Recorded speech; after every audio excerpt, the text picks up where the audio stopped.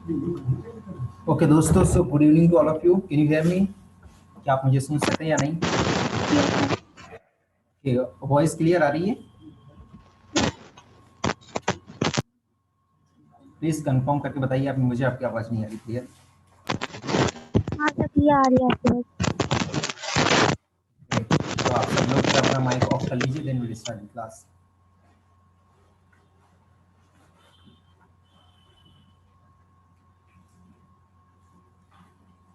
सो दोस्तों, in the last class we have talked about the role of the parliament, कि parliament का क्या क्या रोल होता है। The formation of the government के बारे में अपन ने बात किया था, ठीक है।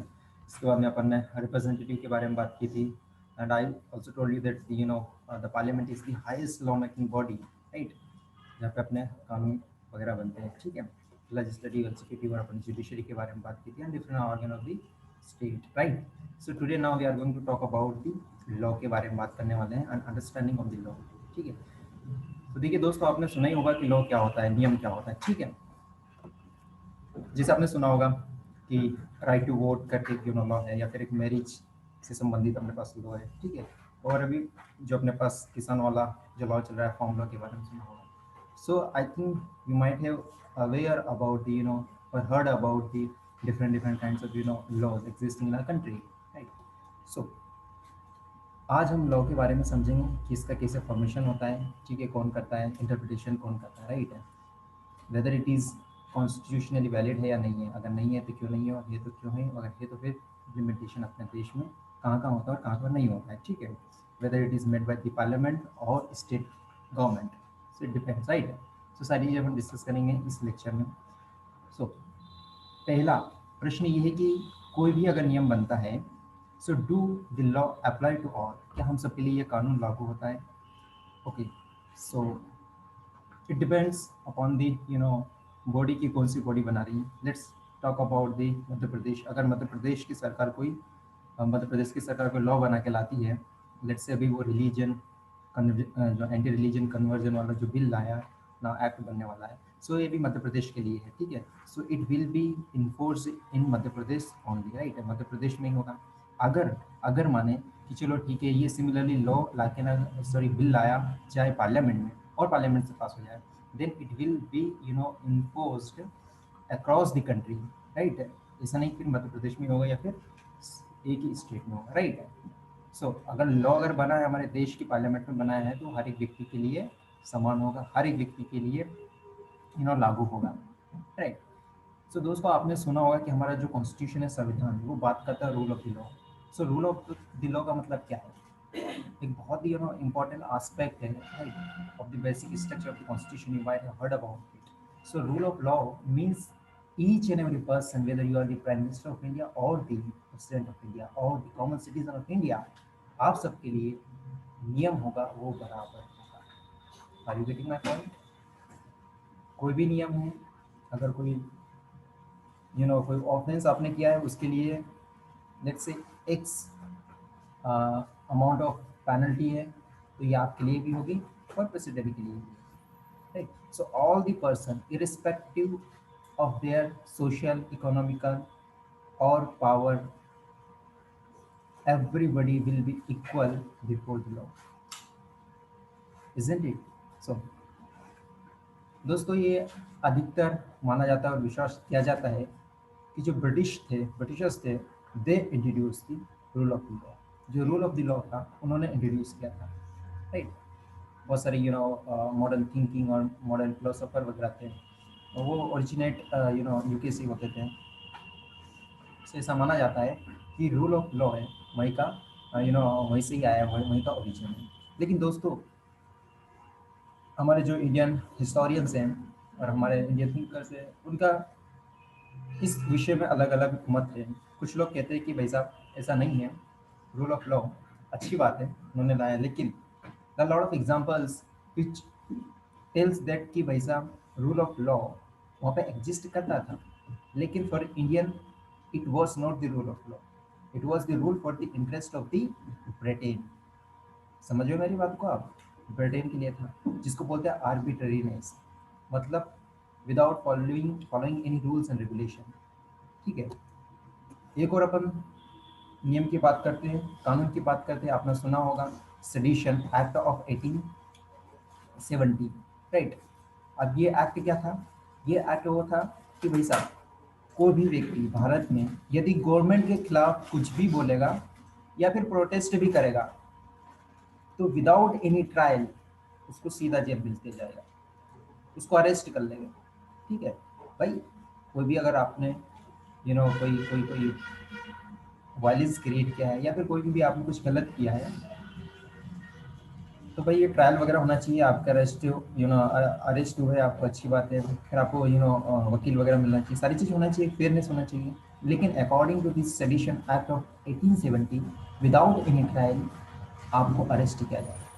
सो बताइए, ये सारे एग्जाम्पल्स हैं अपने सामने, तो क्या हम कह सकते हैं कि जो रूल ऑफ लॉ है वो ब्रिटेन ने इंट्रोड्यूस किया? सिर्फ ये कॉन्ट्रैक्ट कंट्रोवर्शियल स्टेटमेंट है, राइट। ये हमारे कुछ थिंकर्स हैं, उनका ऐसा मानना है।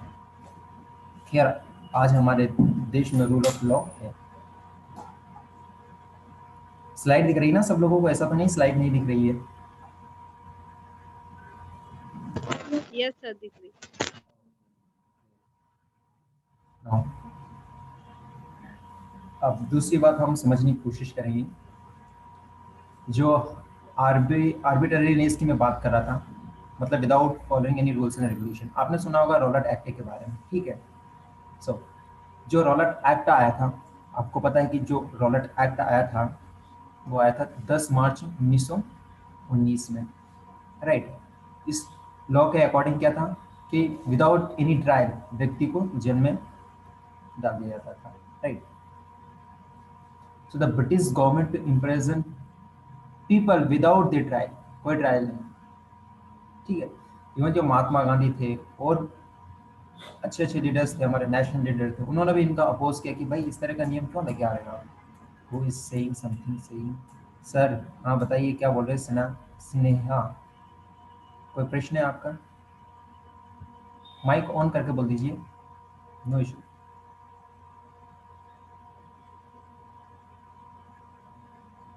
Any question? No question? कोई भी क्वेश्चन हो आप माइक ऑन करके बोल दीजिए। एक्चुअली ये चैट देखने में थोड़ा सा disturbance create.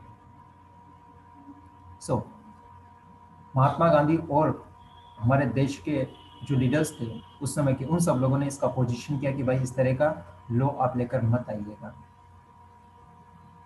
Can you please share the full screen of slide? Full screen, full screen तो मैं शेयर कर रहा हूँ, लेकिन मैं फुल स्क्रीन शेयर करूँगा तो फिर मैं लिख नहीं पाऊंगा, थोड़ा सा प्रॉब्लम यही होता है अदरवाइज। सर हाँ वो सेव पे क्लिक करके ना, तो वो मतलब साइज बिग हो जाएगी। नहीं, साइज तो बिग हो जाएगी, मैं कर दूंगा, लेकिन इसका तो लिखने का नहीं है। जैसे सर, हाँ, हम लोग की ओर से हो जाता है, सबकी ओर से। Just second, let me try.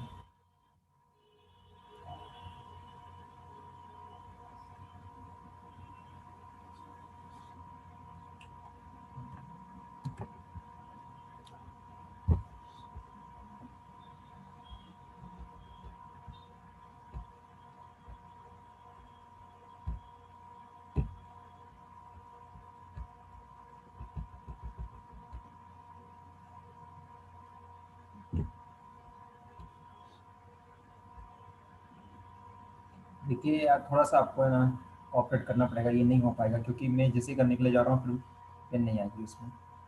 Sir हाँ जी जी। ऑटोमेटिकली हम लोगों की तरफ से तो हो जा रहा है, हाँ, तो आप कर लीजिए फिर तो आपके साइड से। वैसे ही। हाँ हाँ, तो आप कर लीजिए आपकी साइड से, ओके। स्नेहा, स्नेहा जी आप ऐसा कर लीजिए जैसा बता रही हैं आपकी वंदना जी। ओके। सो मैं आपसे बात कर रहा था दोस्तों कि 10 मार्च 1999, सॉरी नॉट 1919 की बात कर रहा था, नॉट 1999, 1919 में जो लॉ आया था जिसका रॉलेट एक्ट के नाम से जाना जाता है, ठीक है। फिर हुआ क्या दोस्तों कि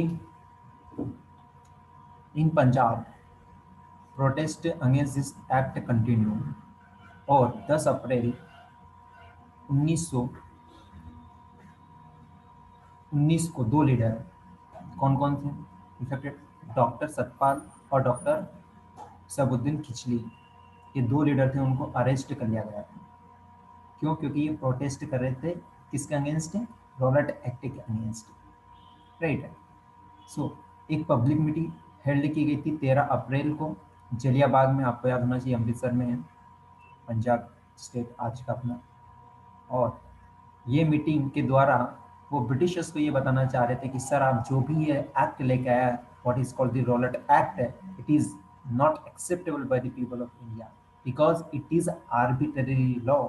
मतलब without any rules and regulation, कुछ भी नहीं, बस एक नियम लिया है और आपने बोल दिया कि भाई बस कुछ भी आपने किया सरकार के अगेंस्ट हम आपको अंदर डाल देंगे। So it is not good, trial वगैरह देना चाहिए। सो दे वर प्रोटेस्टिंग और 13 अप्रैल को उन्होंने मीटिंग रखी। लेकिन दोस्तों जनरल डायर था उस समय का, जो मिलिट्री वाला जो हेड था, जो उसको लीड कर रहा था, उस व्यक्ति ने क्या किया, बहुत सारे ट्रूप्स थे उनको इकट्ठा किया वहाँ पर, और जो एग्जिट गेट थे उनको बंद कर दिया। देखो अब सीन समझने की कोशिश करो, एंट्री गेट था एक तो ये वाला, और एग्जिट गेट था ये वाला, तो इसको तो बंद करवा दिया। यहाँ से उन्होंने एंट्री की, ट्रूप्स वगैरह बहुत सारे लेके आए, आइट साइड सब ट्रूप्स सारे लोगों को घेर लिया यहाँ पे। और after some time without warning general Dyer ने ऑर्डर किया ट्रूप्स को, और इन ट्रूप्स ने ओपन फायर कर दी। ओपन फायर एकदम फायरिंग स्टार्ट कर दी, and thousands of people were died just because of इसके कारण, किस कारण? ये फायरिंग वगैरह ओपन फायरिंग करवाई इन्होंने जनरल डायर ने, राइट। और इसी को आपने सुना होगा जलियांवाला बाग का मसक्कर है उसके नाम से, it is known as the Jallianwala Bagh massacre, right. So इस तरह के लॉज और ये सारी चीज आई, तो अपन कैसे कह सकते कि भाई रूल ऑफ लॉ जो थे इंडियन और इंग्लिश और ब्रिटिशर्स, उन लोगों ने इंट्रोड्यूस किया इंडिया में। भाई साहब अगर वो रूल ऑफ लॉ करते तो भाई ये इस तरह का रोलट एक्ट टाइप का एक्ट इंट्रोड्यूस करते ही नहीं, राइट। सो ये कंट्रोवर्शियल इशू है। सो इन दी कंट्रोल इन दी अपोजिशन में भी आपको बोलना होता भी स्टेटमेंट बोल सकते हैं। Now, दोस्तों ये तो अपन एग्जांपल कुछ देखते हैं। नाउ अब हम बात करें कुछ भारत देश की। तो देखिए दोस्तों 1947 के बाद में हम आज़ाद हुए, फिर हमारे पास पार्लियामेंट वगैरह का इस्टेब्लिशमेंट हुआ और हमारे पास different different organs of the state आए। साथ ही साथ हमारे भारत देश के लोग थे उस समय कि वो धीरे धीरे जागरूक होने लगे, क्योंकि उनके पास एजुकेशन वगैरह सारी चीज़ आने लगी। एंड दूसरी बात ये कि after 1947 we were ruled by the people of India, not people of the British और यूके आई वुड से, है ना, वो उनके द्वारा रूल नहीं किया जाता था। सो हमारे भारत देश के लोग शुरू से ये डिमांड करता है कि भाई हमारा भारत देश हमारे लोगों के हाथ से गवर्न होना चाहिए, ताकि ब्रिटिशर्स वगैरह गवर्न करना चाहिए, राइट। साथ ही साथ फिर हमारे ये सोसाइटी में बहुत सारी इविल्स थी, बुराइयां थी, ठीक है, एक अनटचेबिलिटी थी, या फिर अपन बात कर दे कि डोमेस्टिक वायलेंस था, ठीक है, और भी बहुत सारी कुरीतियाँ वगैरह थी। उनको एलिमिनेट करने के लिए डिफरेंट डिफरेंट लॉ पास किए गए थे, राइट है। बहुत सारे 101 अमेंडमेंट लास्ट अभी था, जिसे आपने पढ़ा था, जीएसटी नाम से, गुड्स एंड सर्विस टैक्स वाला, ठीक है, ये वाला था। इस तरह से मोर देन 100 टाइम से भारत के संविधान को संशोधित किया गया है, अमेंडमेंट किया गया है, राइट है।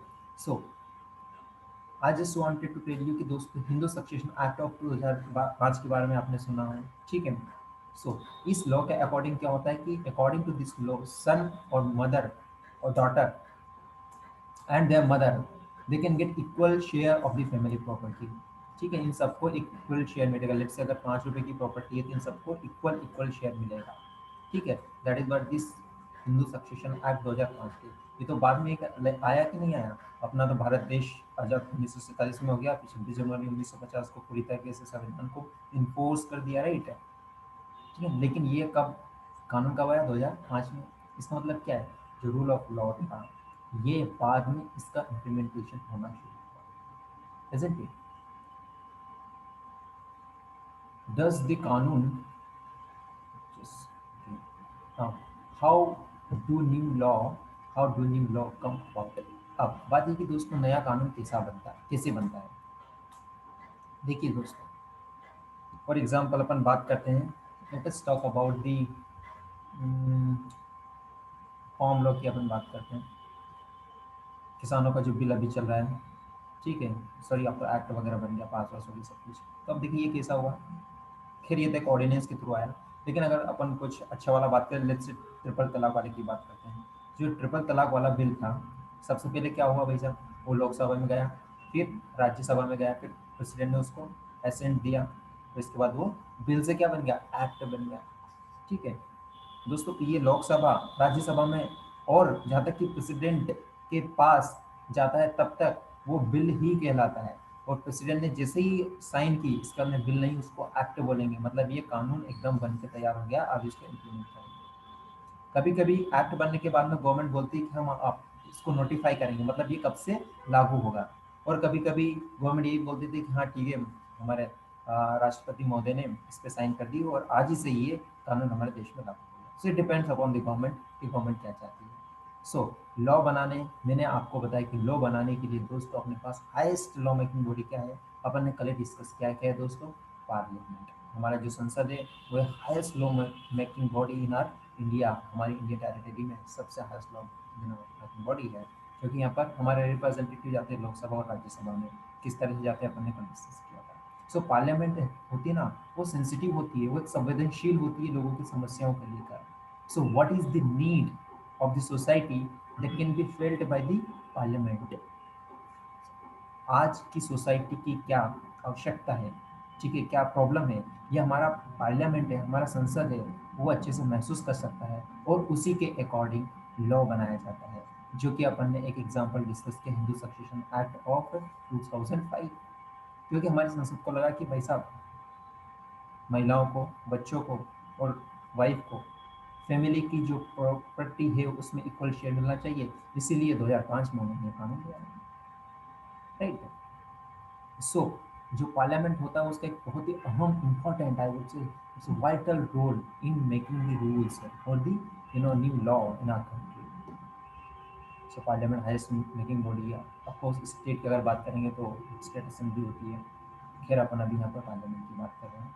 सो now let us come to the another point. दोस्तों आपने एक और एक्ट के बारे में सुना होगा जिसको बोलते हैं डोमेस्टिक वायलेंस एक्ट 2005 का। तो डोमेस्टिक वायलेंस एक्ट जो है 2005 का, सो ये उस समय महसूस किया गया होगा पार्लियामेंट के द्वारा कि भाई साहब डोमेस्टिक वायलेंस बहुत ज़्यादा हो रहा है। इवन लॉकडाउन की अपन बात करें, आज की बात करें, लॉकडाउन में भी डोमेस्टिक वायलेंस जो वायलेंस हुआ उसका डेटा, उसका ग्राफ देखोगा तो एकदम इस तरह का कुछ ग्राफ था, जैसे ऐसा बड़ा था।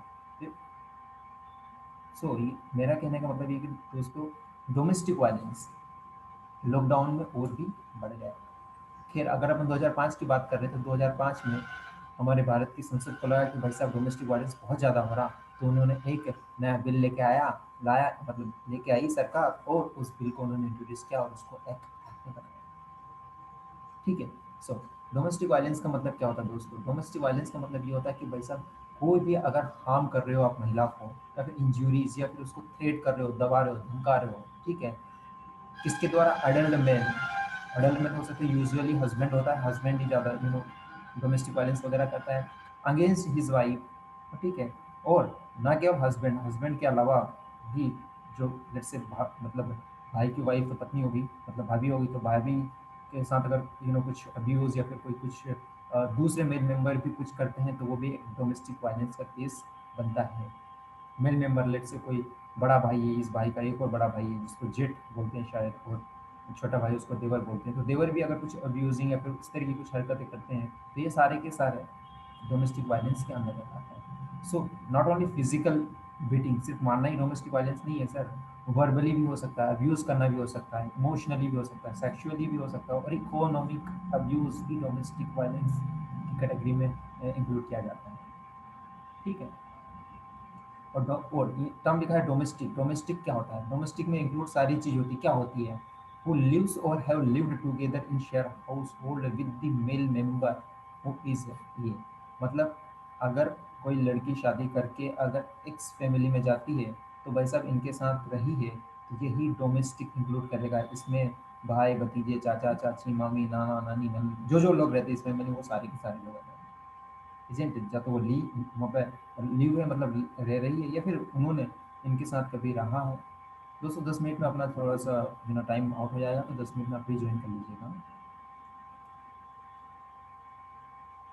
सुन रहे हो ना मुझे, मैंने क्या बोला आपको?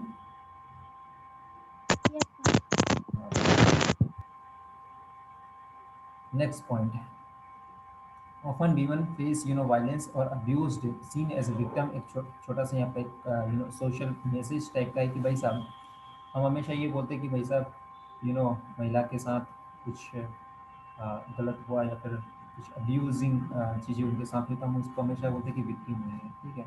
लेकिन दोस्तों इसके बाद वो सर्वाइव कर पाती है, स्ट्रगल करती है, बहुत सारी डिफिकल्ट पाथ से निकल कर अपने जीवन को जीती है। तो वो कहने का मतलब ये दोस्तों, इसलिए उसको एक विक्टिम नहीं बोलना चाहिए, बल्कि उसको सर्वाइवर बोलना चाहिए। वो एक सर्वाइवर है रादर विक्टिम। विक्टिम नहीं है, विक्टिम तो जो व्यक्ति है जिन्होंने उनके साथ किया इस तरह की चीज़ें, राइट है।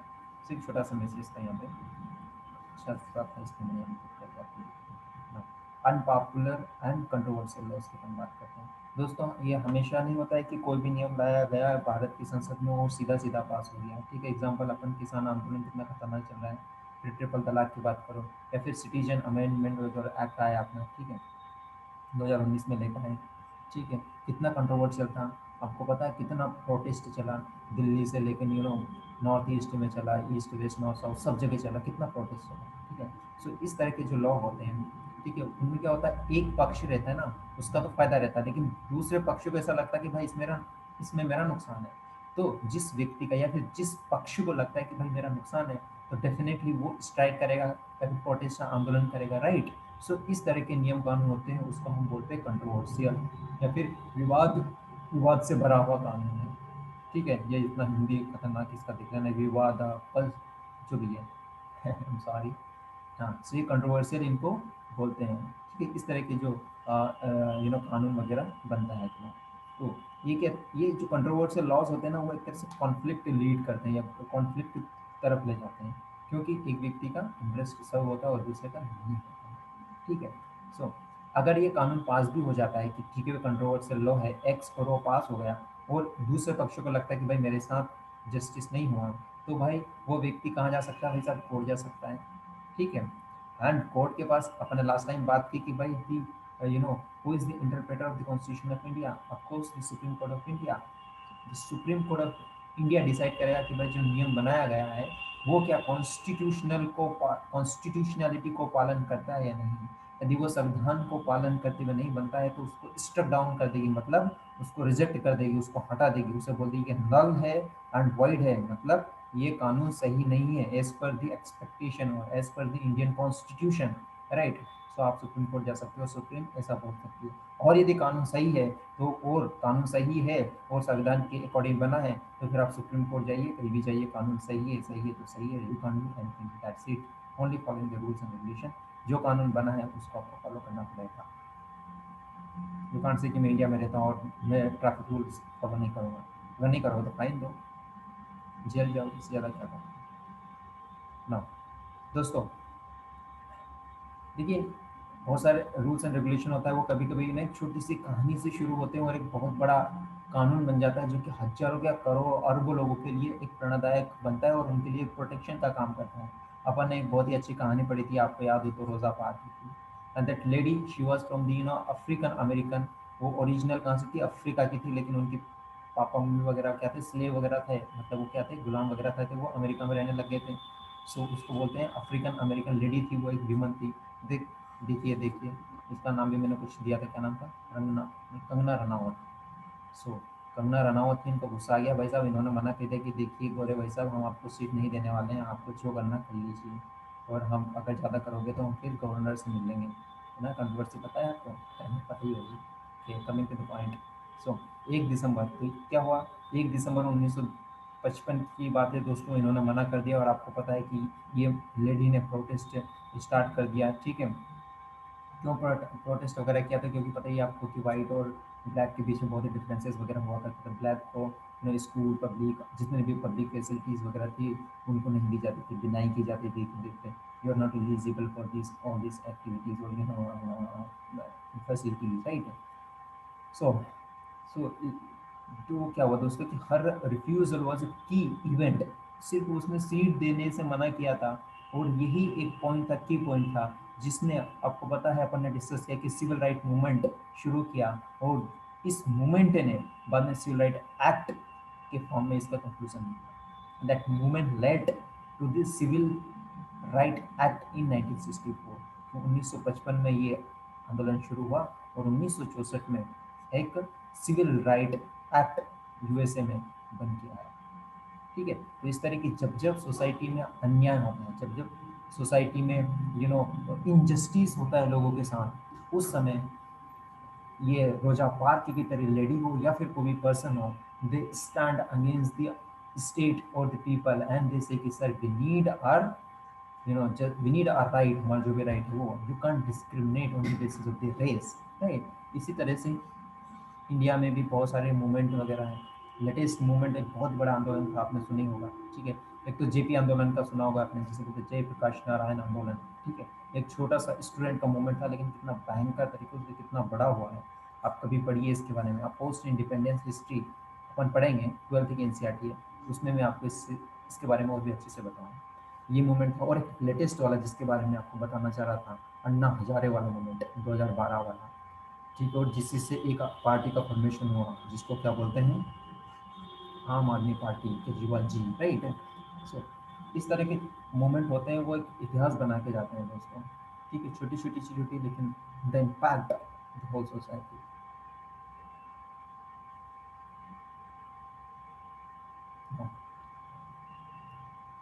सो दोस्तों, हम भारत के लोग हैं, आपको पता है, ठीक है। हाँ, बोल रहे थे सर आजकल तो सिटीजनशिप प्रूफ करने के लिए बहुत सारे डॉक्यूमेंट देना पड़ता है, पता नहीं हम है या नहीं है। खैर, कमिंग टू द पॉइंट दोस्तों, हमें भारत देश के नागरिक है, तो हमारा कर्तव्य सिर्फ इतना ही नहीं है कि हमने हमने रिप्रेजेंटेटिव को इलेक्ट कर दिया और हो गया और वोट दे दिया। नहीं दोस्तों, आपका ये भी कर्तव्य है कि आप न्यूज़पेपर पढ़ें और आप जानें कि आपके जो मेंबर ऑफ पार्लियामेंट है वो क्या कर रहे हैं, ठीक है। एंड समय आने पर अगर उन्होंने कुछ गलत किया तो उनकी एक्शन को क्रिटिसाइज भी आपको करना है। अगर आप क्रिटिसाइज नहीं करते हो, so you are exploited just because of your own act. आप आपके खुद के एक्ट के कारण एक्सप्लॉइट हो रहे हो, ना कि ये मेंबर ऑफ पार्लियामेंट जो आपके कॉन्स्टिट्यूंसी से गए इसके कारण। क्यों? क्योंकि आप खुद नहीं बोल रहे हो आपके इंटरेस्ट के लिए। अगर आप नहीं बोलेगे तो कोई दूसरा क्यों बोलेगा भाई? लेट्स एग्जांपल के लिए कि वीमन के लिए कोई प्रॉब्लम है, तो फर्स्ट प्रायोरिटी क्या होती है? वीमन को बोलना चाहिए कि नहीं बोलना चाहिए? First she should speak out. लड़की जो भी वीमन उसको बोलना चाहिए, then people will come behind you, आपके पीछे आएंगे, they will also started saying कि हाँ women should be given justice, women को जस्टिस देना चाहिए। But first thing you should speak. Similarly as vision of India, it's our prime responsibility to participate in the political sphere by criticizing our member of parliament or government if it is needed। अगर कुछ गलत काम बनता है, as per your understanding, अपन क्यों पढ़ रहे हैं पॉलिटिक्स सर? अपन पॉलिटिक्स इसीलिए पढ़ रहे कि वी शुड अंडरस्टैंड कि सर क्या हो रहा है, क्या रूल्स एंड रेगुलेशन कहते हैं, हमारे लिए क्या कानून है, क्या उसके अकॉर्डिंग हमारे साथ जस्टिस या हमारे साथ बिहेव किया जाता है। अगर नहीं किया जाता है तो अपन ये पढ़ा इसका क्या करेंगे? अगर उसको पढ़ के डस्टबिन में थोड़ी डालना है। तो भाई साहब, आपके दिमाग, आपने जो लिया इतना ज्ञान लिया है, इसका क्या करोगे? इसका यूज़ करो सर। आपका फंडामेंटल का वायलेशन हुआ तो आपको पता है कि आप जा सकते हो सुप्रीम कोर्ट, हाई कोर्ट। तो आप किसी व्यक्ति से पूछोगे नहीं कि भाई मुझे क्या करना चाहिए, you can go directly supreme. This what I am telling you. So दूसरी बात ये है कि दोस्तों, हमको हमेशा याद रखना चाहिए कि हमको एक इन्वॉल्वमेंट हमारा होना चाहिए, इंथुसियाज्म के साथ, उत्साह के साथ, राइट है, ताकि पार्लियामेंट अच्छे से काम कर सके और प्रॉपरली स्मूथली फंक्शन कर सके, so that we can get good output as per our expectations. Is that understood, my dear friends? Now, तो दोस्तों, इस चैप्टर में अपन ने ये समझा कि अंडरस्टैंडिंग ऑफ लॉ, क्या लॉ सबके लिए लागू होता है, तो रूल ऑफ लॉ के बारे में बात करा। नया लॉ कैसा फॉर्मेशन होता है, अनपॉपुलर और कंट्रोवर्शियल लॉ के बारे में अपन ने सीखा। क्रिटिसिज्म मतलब करना, किसी चीज़ से सहमत नहीं होना। और इवोल्यूशन का मतलब क्या था? स्टेज वाइज स्टेज का इवोल्यूशन होना। सेडिशन का मतलब मैंने आपको बताया था कि गवर्नमेंट के खिलाफ अगेंस्ट कुछ बोलना है। सो 1870 में जो एक्ट आया था उसको बोलते सेडिशन का एक्ट। ठीक है, एक वन क्वेश्चन डिस्कस करेंगे और कुछ क्वेश्चन से वो डिस्कस करेंगे। 1 मिनट में अपनी क्लास खत्म होने वाली है, लेस देन 1 मिनट में आप रिज्वाइन हो जाइएगा। 10-15 मिनट का और बचा है सेशन।